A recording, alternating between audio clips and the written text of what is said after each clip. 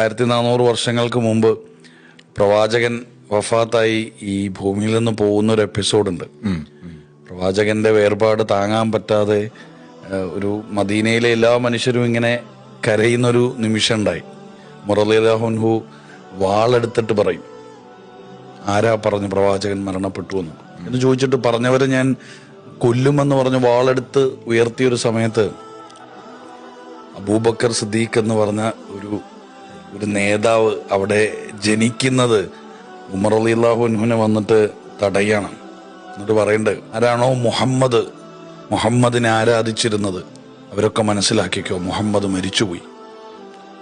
ആരാണോ സർവശക്തനായ ദൈവം അള്ളാഹുവിനെ ആരാധിച്ചിരുന്നത് അവർ മനസ്സിലാക്കിക്കോ, ദൈവത്തിന് മരണമില്ല.